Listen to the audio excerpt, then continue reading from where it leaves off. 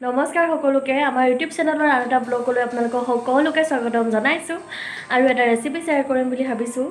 আৰু ৰেচিপিটো হ'ল আজি বুট আৰু মটৰ ঘুগুনি লগত কি থাকিব আপোনালোকে জানিবলৈ হ'লে ভিডিঅ'টো শেষলৈকে চাব লাগিব আৰু বলকচোন আমি ৰেচিপিটো ষ্টাৰ্ট কৰোঁ এয়া হৈছে তিয়াই থোৱা কোমলিবলৈ তিয়াই থোৱা মটৰ বুট লগত আছে আলু যিহেতু আমি ভাতৰ লগত খাম আলু দি দিছোঁ লগতে বইল কৰিবৰ কাৰণে আৰু পানী দিলোঁ তাৰ লগত সিজিবৰ কাৰণে বেছিকৈ সিজিব লাগিব যিহেতু নহ'লে খাবলৈ বেয়া লাগিব নিমখ দি দিলোঁ লগতে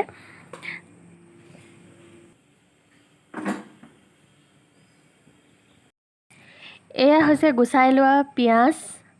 আদা নহৰু গুচাই লৈছোঁ আৰু জলকীয়া এয়া হৈছে ধুই লোৱা নৰসিংহ আৰু এফালে পাতি দিলোঁ মটৰ আৰু বুট আলু সিজিবলৈ বইল হ'বলৈ আৰু হুইচেল মাৰিলে আমাৰ কেইবাটাও হুইচেল দিছোঁ আচলতে এটা আপোনালোকক দেখাইছোঁহে এনেই এইফালে মটৰ পূৰা সিজি গ'ল আলু দেখিছেনে চব সিজি গ'ল ধুনীয়াকৈ এইফালে কেৰাহীত মিঠাতেল দি দিলোঁ গৰম হ'বলৈ দিছোঁ মিঠাতেল আৰু এইফালে বইল কৰা আলু পূৰা সিজি গ'ল দেখিছেনে মটৰ ধুনীয়াকৈ সিজি গ'ল এনেকৈ আচলতে টিপি দিলে মটৰটো ভাগি যাব লাগে তেনেকুৱা হ'ব লাগে ঘুগুনি সদায় আৰু এইফালে তেল গৰম হৈ গ'ল পিঁয়াজ দি দিলোঁ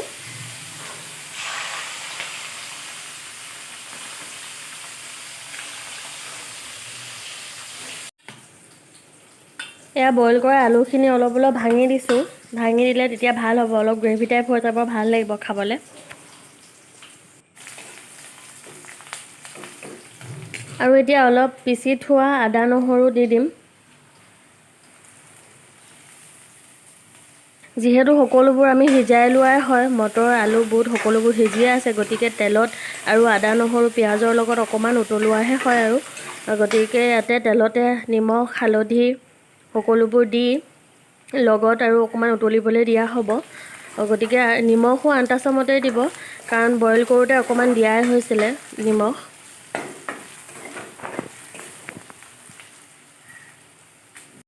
আৰু এতিয়া দি দিম বইল কৰি থোৱা বুট মটৰ আলু গোটেইখিনি ভালদৰে লৰাই থাকিব অলপ টাইম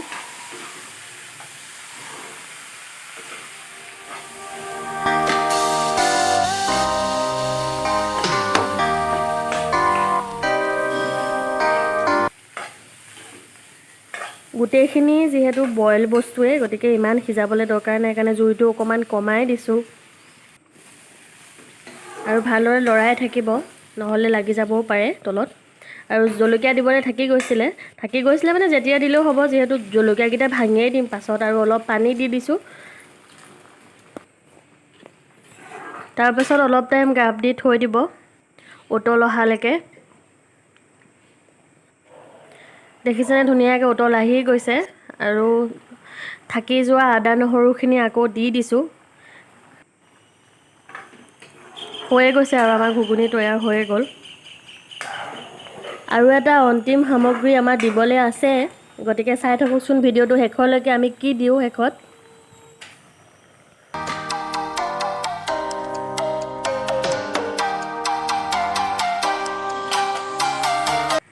আমাৰ দিবলৈ আছিলে শেষত নৰসিংহ পাতটো দেখিছেনে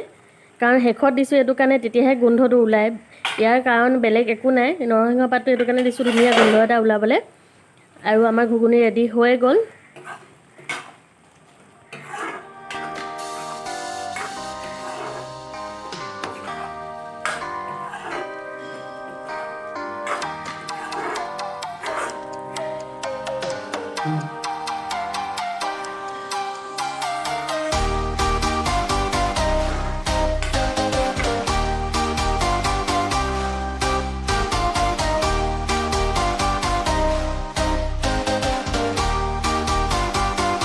ৰেচিপিটো চাই কেনেকুৱা পালে বাৰু নিশ্চয় ভাল পালে গতিকে আপোনালোকেও ঘৰত চেষ্টা কৰি চাব এনেকৈ বনাবলৈ আচলতে এনেকুৱা খাদ্য বৃদ্ধ মানুহ ঘৰত থকা ল'ৰা ছোৱালী সকলোৱে খাব পৰা খাদ্য মছলা নাইকিয়া খাদ্য গতিকে আৰু আমাক কমেণ্টত জনাব ৰেচিপিটো কেনেকুৱা পালে আৰু এইখিনিতে ক'ব বিচাৰিছোঁ আমাৰ চেনেলটো লাইক কমেণ্ট শ্বেয়াৰ আৰু ছাবস্ক্ৰাইব কৰি দিব আৰু ছাবস্ক্ৰাইব ওচৰত থকা বেল আইকনটো টিপি দিব থেংক ইউ